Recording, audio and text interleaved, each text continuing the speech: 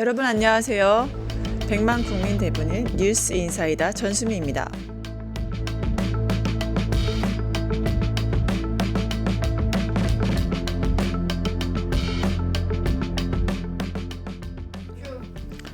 감사원에서 믿기 힘든 일이 벌어졌습니다.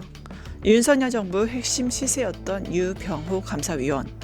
정권이 바뀌자 신임 사무총장에게 엿을 보내고 운영세신 TF를 캄보디아 범죄 조직 웬치에 비유하며 사형감이라는 막말까지 퍼부어냈습니다. 퇴임식장인은 세상은 요지경을 들고 감사원 간부들에게 영혼 없는 것들이라 고함쳤다 합니다. 하지만 진짜 영혼 없이 권력에 충성한 사람 누굽니까? 바로 유병호 본인입니다. 그는 윤석열 대통령실과 내통하며 전현희 위원장 표적감사, 서해피격, 통계청, 탈원전 등 정치보복 감사를 총괄했습니다. 감사원은 사냥토로 만들고 피조사자를 고래, 상어, 피라미로 분류하며 비쓰레기, M걸레라고 멸칭까지 남발했죠. 포악감사 피해자 인생이 무너졌지만 유병호 이를 코칭 사례로 자랑했습니다. 그뿐입니까? 감사원 내부에 타이거파 사조직, 감사원장보다 많은 특활비 수령 의혹, 그리고 지금까지 TF 흔들기 조사 거부하고 있죠. 이런 사람이 여전히 감사원의 최고 의사결정권자로 남아 있습니다. 이거야말로 진짜 요지경 아닙니까? 그래서 답은 정말 간단합니다. 유병호 즉각 직무정지, 즉시 탄핵, 감사원 전면 개혁. 유병호가 남아있는 한 감사원 정상화는 없습니다. 수미사이다. 오늘은 유병호 감사원을 요지경으로 만들다 였습니다.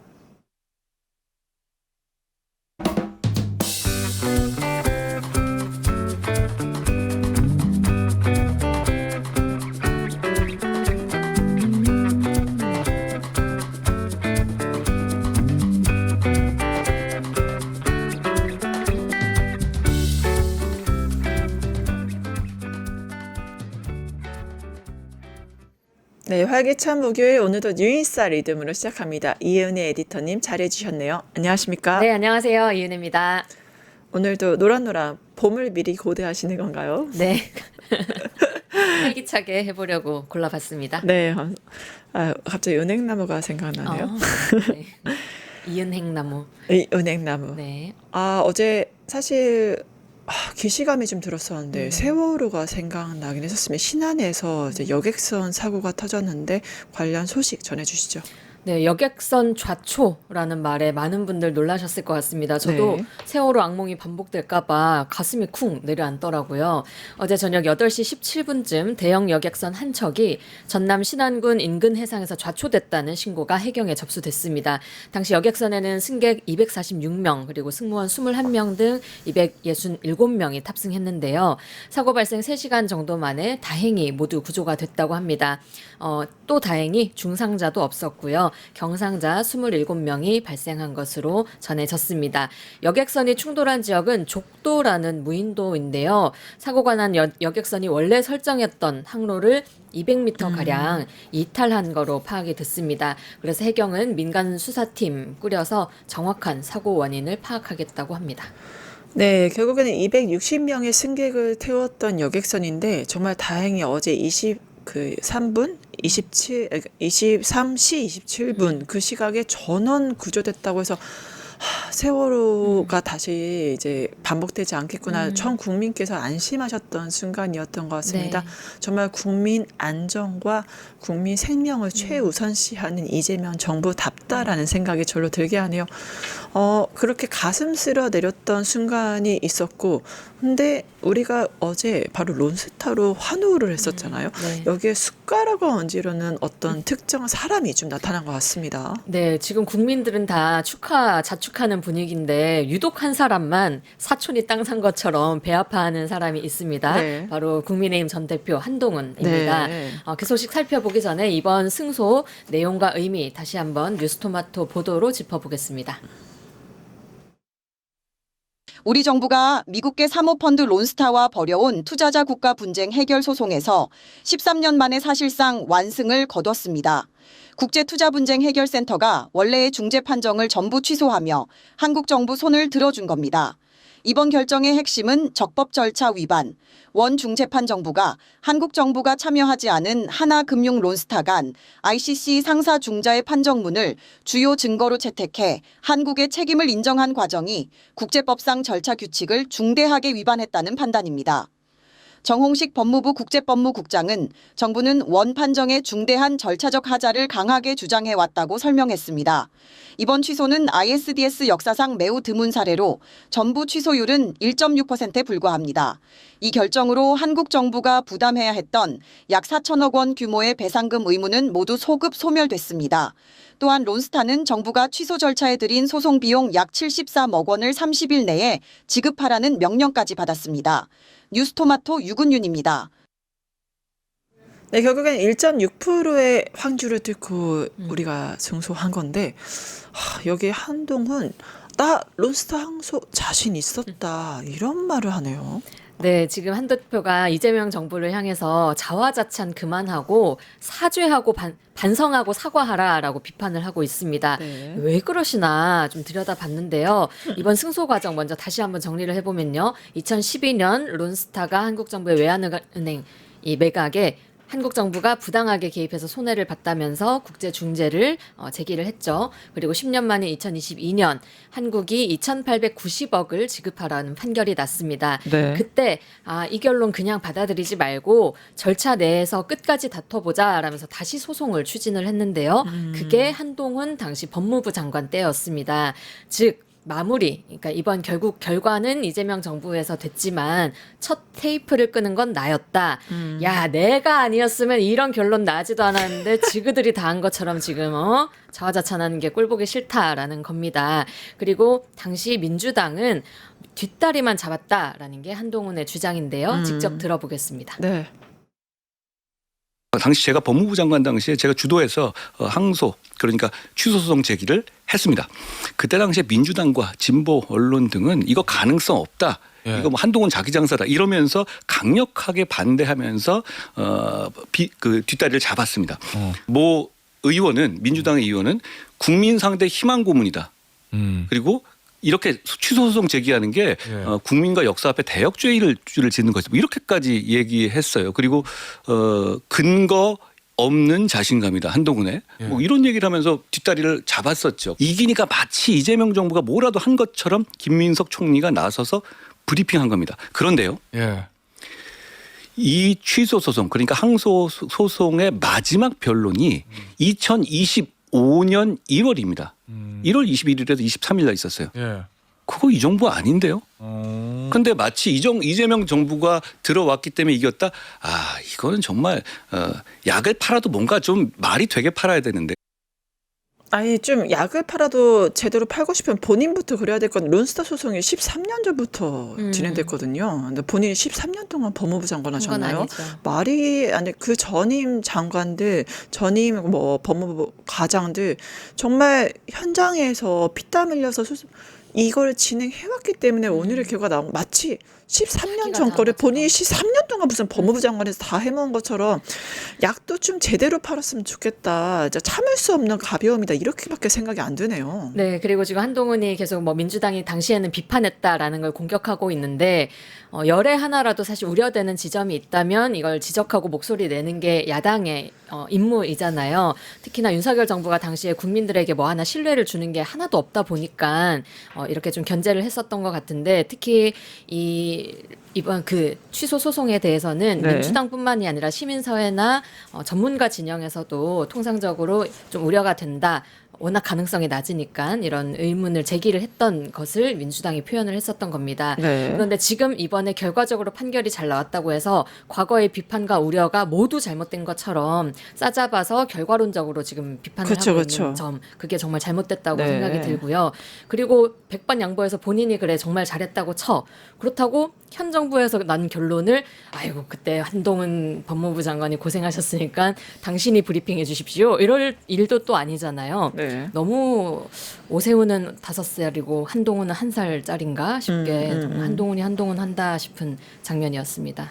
결국엔 MT 론스타에 대해서 우리 정부가 완전 승소, 이제 완승을 한 거라고 볼 수밖에 없는데 숟가락 얻지 말고 사과해라. 한동훈 이런 발언에 국민의힘조차도 좀 불편해하는 것 같아요. 네, 김민수 최고위원이 페이스북에 한동훈을 자신의 영웅서사로 만들려는 한가로운 사람이다라고 저격을 했습니다. 이렇게 논했는데요. 론스타 ISDS는 한 사람의 작품이 아니라 20년에 걸친 국가 전체의 작업이다. 20년간 4개의 정권, 수백 명의 실무진, 국제로펌, 수사기관, 사법부가 국부 유출을 막기 위해서 층층이 쌓아 올린 종합방어전이었다. 특정인 한 명이 최적을 본인에게 돌리면서 영웅서사 만들려는 거는 전후의 시체를 밟고 마지막 깃발을 꽂으며 이거는 나 홀로 함락시켰다라고 외치는 것과 같다라고 비판을 했습니다. 그런 식으로 공은 내 탓으로 돌리고 잘못은 네 탓으로 하니까 네. 한동훈 네가 리더의 자격을 그렇게 잃는 거다라고 비판을 했습니다. 또 굉장히 막말 논란으로 있었죠. 김혜진은 한동훈의 액세서리. 이게 결국에는 장애인 비하가 계파 다툼 때문에 일어난 거다. 이런 말도 좀 있네요. 네, 그 박민영 미디어 대변인 혐오 발언 이후에 지금까지도 논란이 계속되고 있는데요. 네. 지도부는 특히 계속해서 그 대변인을 두둔하고 있는 상황입니다. 네. 뭐 이런 얘기가 나오고 있는데요. 이 정도로 정치 생명 끊으면 민주당은 전체 의원이 다 나가 떨어졌을 거다라는 둥. 뭐 이게 잘못하긴 했어도 사의를 할 만큼은 아니지 않냐라는 둥. 아이고 그래 근데 어쨌든 김예지가 비례의원 2번 한 거는 좀 문제인 거 아니냐 이런 식으로 박 대변인 주장에 힘을 싣는 모습들이 많이 보이고 있습니다. 이런 가운데 친한계에서는 박 대변인이 윤석열 대통령 행정관 출신이어서 그러니까 친윤 인사이기 때문에 두둔하는 거 아니냐라는 비판 나오고 있습니다. 전형적인 친윤 감싸기이다라는 거죠. 한동훈도 대가리 꽃받친 게 왜 김예지를 공천했을까? 한동훈에 대해서도 전수미 앵커님이 네. 하는 말인지 제가 했겠어요. 이 박민영이 이렇게 한동훈도 공격을 했거든요. 김예지 의원이 그 예전부터 친한계로 분류가 되기 때문이죠. 네. 여기에 또 오랜만에 전한길 씨까지 가세를 했습니다. 마찬가지로 박 대변인을 감싸면서 친한계를 축출해야 윤석열을 지킬 수 있다 이런 논리를 폈고요. 네. 김예지를 탈당시켜야 한다라는 어. 주장까지 펼쳤습니다. 전한길 씨 목소리로 들어보겠습니다. 한동훈 손잡고 윤석열 대통령 등에 칼 꽂은 자가 김혜지입니다. 그리고 한 게 뭐 있느냐라고 말할 수 있는 거죠. 장 대표님 이번 계기로 친한파들 빨리 내보내세요. 내부 총질에 되는 친한파 김혜지 의원 같은 게 있으니까 뭐죠? 국민의힘 지지율이 자꾸 떨어지는 거죠. 결국엔 쌍욕을 안 할 수 없다면서 김혜지 의원을 공격한 게 바로 박민영인데 저야말로 당신한테 쌍욕을 안 할 수가 없네요. 이러한 발언을 한 거. 여기에 대해서 전환기까지 가세한 거. 사람들이 이거 상식적으로 이해할지 모르겠습니다. 그러게요. 나도 모르게 한동훈을 응원을 하게 돼야 되는지 의문입니다. 네, 뭐 국민 밉사이니까 좀 더 지켜보도록 하고요. 또 한덕수 전 총리 재판까지 있었습니다. 윤석열, 김용현, 이상민 이 3인방 출동했다고요? 네, 어제 한 전 총리의 내란 우두머리 방조 사건 재판 네. 진행됐습니다. 네. 먼저 윤석열 쪽을 좀 보면요. 네. 내란 관련 재판에 증인으로 출석한 거는 이번이 처음입니다. 네. 원래는 불출석 사유서 내고 못 나가겠다라고 밝혔는데 재판부가 딱 재판 시작할 때부터 구인 영장 발부돼 있다. 당사자 의사와 관계없이 이거 집행해야 된다라고 딱 잘라 말을 한 겁니다. 네. 결국 윤석열은 급 입장을 바꿔서 법정에 나오게 됐습니다. 그러면 법정에 나온 윤석열 과연 증언은 똑바로 했을까 궁금한데요. 조은석 내란 특검팀의 질문에는 이미 헌법재판소 탄핵심판 과정에서 얘기를 다 했고 1년 가까이 지난 거라서 기억이 나지 않는다. 답변하지 않겠다라고 거부를 했습니다. 하지만 또 반면 한 전 총리 측의 변호인단의 질문에는 꼬박꼬박 다 대답을 했습니다. 한마디로 유불리를 따져서 선택적으로 답변을 한 거죠. 네, 이상민 또 한덕수 재판에 나와서 선서도 거부하고 아주 난리가 났던 것 같은데 역정을 또 재판부에서 내기도 했다고요. 네, 그 윤석열이 낸 역정을 먼저 얘기를 드리면요. 네. 특검팀이 CCTV를 계속 이제 들이대면서 이런 질문들을 던졌습니다. 네. 한덕수랑 무슨 대화했냐, 뭐 네. 이상민한테 무슨 짓이했냐 이런 걸 물었는데요. 여기에도 1년 가까이 지난 거라서 기억 안 난다. 이런 식으로 분 단위로 물어보면은 답변하지 않겠다라고 했고요. 또 특검이 계엄 선포 직전에 국무회의 외관을 갖추려고 피고인에게 국무위원 추가로 소집하게 지시한 거 아니냐라고 묻자 아니 뭐 국무위원들이 무슨 저기 인형도 아니고 너무 의사가 반영된 질문 아니냐라면서 또 역정을 내면서 반박했습니다. 특히 또 특검이 이상민 전 장관이랑 접견실에서 대화하던데 무슨 지시했냐라고 물으니까 아니 별도로 지시했으면 안에 들어와서 조용히 얘기하지 왜 밖에서 남들 다 보는 데서 저렇게 얘기를 했겠냐. 네. 추정을 해도 합리적이고 과학적이면 모르겠는데 불합리한 추정에 얘기하지 않겠다라고 또 역정을 냈습니다. 또 안 나온다던 윤석열인데 한덕수 재판에 나와서 어떤 유의미한 말을 좀 했다고 하죠. 그게 무슨 말인가요? 네, 계속해서 그 특검이 CCTV 영상을 틀었는데요. 네. 요걸 제시를 하니까 그전에는 대답을 안 하다가 갑자기 내 기억이랑 다르다라면서 적극적으로 반박을 네. 시작했습니다. 특히 한 전 총리가 지금 모든 재판에서 자기는 윤석열을 말렸다라고 그렇게 얘기를 얘기하죠. 하고 있잖아요. 그런데 그동안 증인으로 나온 모든 국무위원들은 그런 거 본 적 없다. 최상목도 그렇고 다 못 봤다라고 했었잖아요. 그런데 윤석열이 드디어 총리가 저에게 계엄 선포 관련해서 재고를 요청한 적 있다라고 말을 한 겁니다. 네. 한 총리는 저를 설득하려고 했고 저는 상세하게 얘기할 수는 없지만 대통령 입장에서 보면 다르다. 이렇게 할 수밖에 없다라면서 자신이 총리를 설득했다라고 말을 했습니다. 그리고 한 전 총리 외에도 최상목, 조태열 등 여러 사람이 재고를 요청하는 취지로 말을 했다라고 진술을 했습니다. 결국에는 윤석열 한덕수가 계엄 말렸다라고 얘기를 하는데 또 김용현은 별로 감싸주지 않는 것 같습니다. 네, 김용현 의문의 일패입니다. 민주당 당사랑 여론조사 꽃 등에 네. 당시에 병력이 투입됐잖아요. 요게 김용현이 알아서 한 일이다. 나는 오히려 말렸다라고 말을 했습니다. 계엄 선포 뒤에 국무위원, 비서실장, 안보실장, 국정원장 다 내보내고 방에 있을 때 김용현한테서 전화가 왔답니다. 그러면서 김 장관이 여론조사 꽃이랑 무슨 언론사에 병력을 내보내야 될 것 같다. 그리고 선관위 관련해서도 여기에도 병력을 보내야 될 것 같다라고 말을 했다. 네. 그래서 내가 아니 거기는 민간기관이니까 안 된다. 무슨 군을 여기저기 보내려고 하냐. 하지 마라라고 잘랐다. 그래서 아마 출발했던 사람들이 내 말을 이후에 올스톱 됐다. 그렇게 알고 있다라고 말을 했습니다. 한마디로 김용현이 자의적으로 먼저 병력을 출발시키고 사후에 재가를 받으려고 자녀한테 전화를 했는데 본인이 잘났다라는 거고 이렇게 되면 결국은 민간시설에 군병력을 보낸 건 모두 김용현이 혼자서 한 김용현의 책임으로 다 떠넘기는 모양새가 되는 겁니다. 그리고 이상민이 또 한덕수 재판에서 증인 선서를 거부했잖아. 재판부는 이런 광경 처음이다 하면서 놀란 것들이 펼쳐졌어요. 어제 정말 재판장 너무 피곤하셨을 것 같아요. 윤석열의 이상민의 김용현까지 난리도 아니었는데 법정에서 하는 선서 거짓말하면 위증의 벌을 받겠다라는 내용이 담겨 있잖아요. 네. 어제 증인 출석했던 이상민 전 장관이 특검 질문에 답변은 당연히 안 하고 증인 선서마저 거부를 했습니다. 이유는 자신도 내란 중요 혐의 종사로 재판을 받고 있다는 이유였는데요. 영상으로 직접 보겠습니다. 네, 이상민 증인 진행할 예정입니다. 네, 이 사건 증인으로 나오셨습니다. 네, 증언을 거부할 수 있는 경우가 있는데 증언 내용 때문에 증인 본인이나 증인의 친족이 형사처벌 받을 염려가 있을 때는 증언을 거부할 수 있고요. 업무상 비밀과 관련될 때도 증언을 거부할 수 있습니다. 해당 사항이 있으면 저한테 말씀하시면 증언 거부가 가능한지 말씀을 드리겠습니다. 예, 지금 이 사건과 거의 비슷한 내란 중요 혐의 종사로 지금 재판 진행 중에 있습니다. 네, 내용 알고 있습니다. 네. 네, 선서는 하셔야 됩니다. 선서 거부권이 없습니다. 형사재판에서는. 민사재판에서는 선서 거부에 관한 규정이 있는데 형사재판에는 선서 무능력자 외에는 제한 규정이 없습니다. 그래서 모든 분들은 선서를 하셔야 됩니다. 그것은 이제 해석 나름일 것 같습니다. 형사소송 160조에 의하면은 정당한 사유가 있을 경우에는 선서를 거부할 수 있는 취지로 해석이 되기 때문에 저는 선서하지 않겠습니다. 그러면 제재를 가하겠습니다. 네, 그러십시오. 네, 과태료 50만 원에 처합니다. 네, 선서 거부와 관련해서는 과태료를 부과하도록 하겠습니다. 증언 거부가 해당하지 여부는 신문사항을 듣고 말씀을 하시면 제가 가능한지 말씀을 드리겠습니다. 네, 준비된 대로 진행하시죠. 예. 네. 지금 내란 중요 임무 종사로 재판받고 계신 거죠? 네. 네, 법정형이 4형까지로 규정되는 걸로 알고 있습니다. 형사재판에서 선서 거부하는 건 처음 봤습니다. 과태료 근거 규정에서 정당한 사유가 없을 경우에 과태료 그건 알아서 부과할 하십시오. 수 있는 걸로 알고 있습니다. 알아서 하십시오. 네, 네.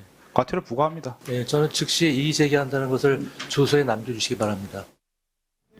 근데 재판 나오자마자 선서 거부합니다. 이건 작심하고 재판 방해하는 거 아닙니까? 나는 거짓말을 할 의향이 있습니다, 재판장님. 이런 말처럼 들리는데요. 네. 영상에서처럼 판사가 과태료 50만 원 부과했는데요. 너무 적게 주는 거 아니야 싶었는데 증인 선서 거부 제재 중에는 가장 수위가 높은 금액이라고 합니다. 이어진 재판에서는 또 무려 80차례 넘게 모든 질문에 답변 드리지 않겠습니다. 라고 진술을 거부했습니다.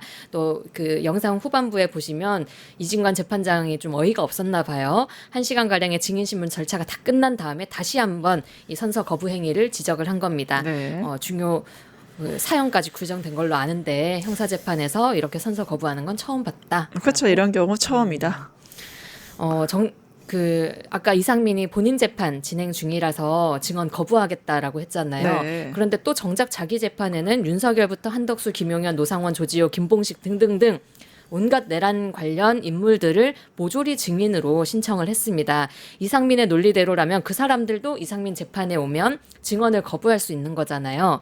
그래서 특검은 이상민의 증언 거부, 선서 거부 행위에 대해서 조목조목 앞뒤가 맞지 않다고 비판을 했습니다. 이 영상도 좀 이어서 보고 오겠습니다. 네.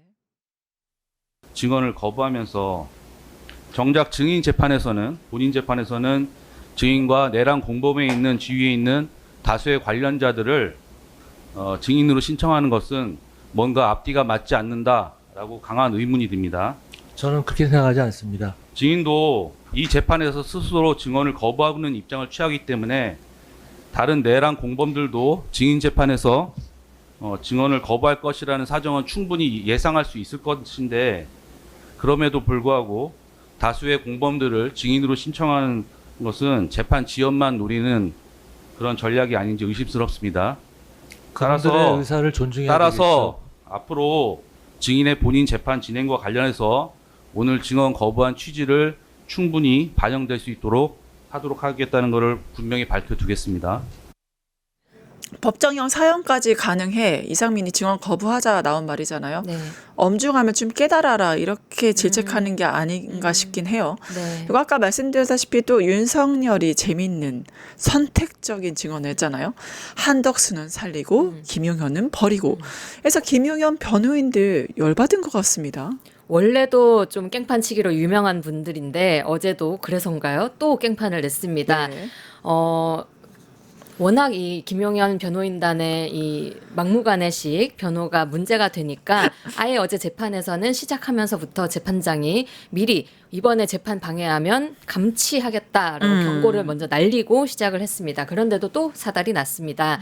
김 전 장관 변호인이 신뢰관계 동석 신청인으로서 재판에 참석하겠다라고 떼를 쓴 겁니다. 그런데 재판부가 이를 불허하면서 일이 벌어졌는데요. 원래 신뢰관계 동석 이런 거는 13세 미만의 어린이나 장애인처럼 스스로 뭔가 이렇게 하기가 좀 어려운 사람들을 위해서 심리 안정과 의사소통을 돕는 사람이 동석할 수 있는 제도라고 합니다. 누가 봐도 김용현 대상자가 아니죠. 그런데도 김용현 옆에 앉아서 이 변호인이 증언하는 걸 도와주겠다라고 한 겁니다. 이진관 부장판사, 김용현은 변호인이 신뢰관계 동석 신청서를 냈다. 하지만 형소법상 범죄 피해자가 증인으로 나올 때 변호인의 동석을 허용한다. 이 사안은 피해자에 대한 증인관계가 아니기 때문에 동석이 허용되지 않는다라고 설명을 했습니다. 네, 그러니까 미성년자를 보호하거나 정신적으로 좀 많이 힘드신 불안정하신? 분들을 위해서 만든 게 신뢰관계 동석인데 그러면 스스로가 김용현이 미성년자는 뭐 숫자상으로 안 되고 정신적으로 좀 문제가 많다는 거를 입증하려고 한 건지 재판부 정말 열받았던 것 같아요. 뭐 퇴정하세요, 감치합니다. 여러 가지 발언이 좀 나왔던 것 같습니다. 네, 이게 알고 보니까 재판에 방청권도 없이 재판에 참석했던 게 또 문제가 됐는데요. 그 영상 이제 이어서 볼 텐데 재판장님이 판사님이 눈알이 쏟아질 것처럼 화가 나셔가지고 분노로 이글이글하는 장면이 인상 깊었습니다. 거의 단호박 판사의 모습을 좀 오랜만에 본 것 같긴 합니다. 네, 좀 쾌감이 좀 느껴지기도 그러니까요. 하더라고요. 카타르시스를 느꼈어요. 네, 영상으로 한번 보시겠습니다. 네.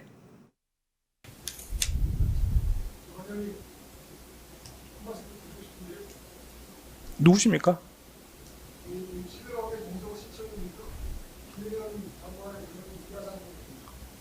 왜 오신 겁니까?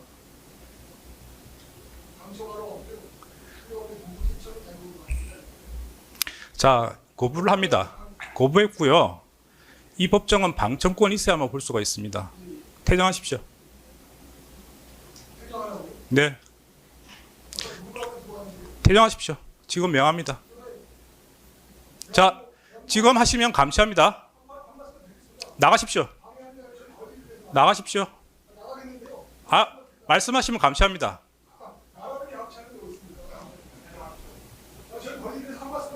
나가십시오. 자, 감시합니다. 감시합니다. 아, 그 구검 장소에다 유치하도록 하겠습니다. 네, 결국에는 법정 질서를 위반하고 퇴정하고 감치 명령까지 좀 내렸기 때문에 이거 김용현은 재판에 뭐 의사가 없다 이렇게 봐야겠습니다. 이것뿐만이 아니죠. 이 쓰리 콤보 3인방도 있었지만 김건희 재판까지 있었잖아요. 어제 정말 재판이 풍년이다라는 말이 나올 정도였습니다. 김건희가 법정에 선 모습 2달 만에 또 공개가 됐습니다. 검찰이 재판 중계 신청했다고 어제 전해드렸었는데요. 그래서 전체가 다 공개되길 좀 기대를 했는데 결과적으로는 1분 50초 정도만 공개가 됐습니다. 어제가 각종 문서 증거를 확인하는 그쵸. 서증 조사 날인데 맞아요. 아무래도 개인정보 유출 우려, 또 피고인의 반론권 제약 문제 등을 이유로 재판부가 서증 조사 전까지만 중계를 허용을 했습니다. 네. 김건희의 모습, 김건희는 안경과 마스크를 착용하고요. 네. 짙은 회색 외투를 입고 있었고요. 머리는 풀어 헤쳐 놓은 상태였습니다. 그리고 계속해서 건강상의 문제를 좀 호소했는데 출정할 때부터 어지러워서 몇 번이나 쓰러질 뻔했다. 그러면서 퇴정을 좀 바란다라고 요청을 했지만 재판부 단호박이었습니다. 가지 말고 힘들면 누워서라도 받아라라고 했고요. 결국 김건희는 별도의 옆방에서 침대형 휠체어에 기댄 채 재판을 받았다고 합니다. 날씨가 굉장히 추워졌죠. 굉장히 겹겹이 떠 있고 왔던 게 김건희인데 그 정말 단호박이어서 갑자기 상태가 이러니까 눕더라도 누워. 있어라. 좀 약간의 어저께 김용현 재판에 이어서 계속 카타르시스를 느끼는 네. 현장이었는데 김건희 좀 많이 해먹었잖아요. 가족들 일가가 해먹었던 게 바로 그 가족 사업 아니겠습니까? 네.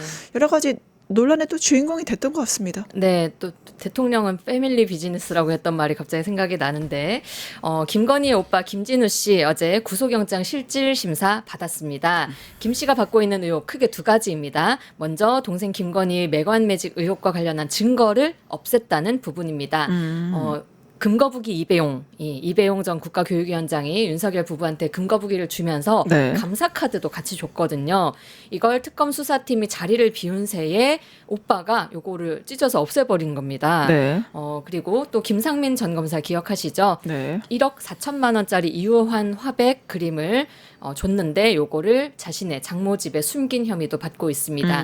김 씨는 카드를 찢어버린 건 맞지만 이배용이 누군지는 몰랐고 그 카드가 중요한 건지는 몰랐다라고 말을 했고요. 이호환 화백의 그림의 경우에는 에어컨을 집에 수리를 하려고 하는데 혹시라도 훼손될까 봐 잠시 그것도 장모님 댁에 옮겨놨을 뿐이다라고 네. 변명을 했습니다.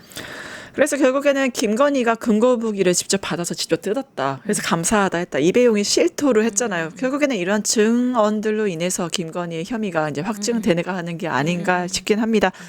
그리고 이배용 폭로도 충격적이지만 김건희 모치 무슨 1등 이건 뭔 소리예요? 딸아 나 1등 먹었어 라고 하실 법한데 아. 정부가 고액 상습 체납자 네. 1만 명의 명단을 공개했습니다. 진짜 대단한 가족인데요. 김건희의 모친 최은순 씨가 지방행정제재 부과금 개인 최고 체납자로 이름을 올렸습니다. 네. 무려 25억 원이 넘는 과징금을 내지 않아서 전국에서 1등을 먹었다고 합니다. 정말 대단한 가족입니다. 네, 체납 불명의 일이 그 20억이 넘는 25억 원인가 미납했다고 하잖아요. 그러니까 그 대한민국 사기 이렇게 대상으로 한 이제 김건희 일가의 사기 행각 모두 다 밝혀지길 간절히 고대해 봅니다. 오늘 뉴인사 리듬 여기까지 하도록 하겠습니다. 함께해 주신 이은혜 에디터 감사합니다. 네, 고맙습니다. 유튜브 구독하고 실시간 채팅과 댓글을 남기면 매일매일 최대 7,000TCCO를 드립니다. 참여 방법은 뉴스토마토 홈페이지에서 회원가입 후 구글 계정을 연동해주세요. 마이페이지에서 유튜브 인증을 완료하면 준비 끝! 유튜브 채널 구독하고 실시간 채팅이나 댓글 참여만 해도 TTCO가 자동으로 지급됩니다. 그리고 뉴스토마토 커뮤니티에서도 TTCO가 쌓입니다. 출석, 글쓰기, 댓글, 투표, 친구 초대까지. 활동할수록 더 많은 TTCO를 받을 수 있습니다. 지금 바로 참여하고 TTCO 받아가세요.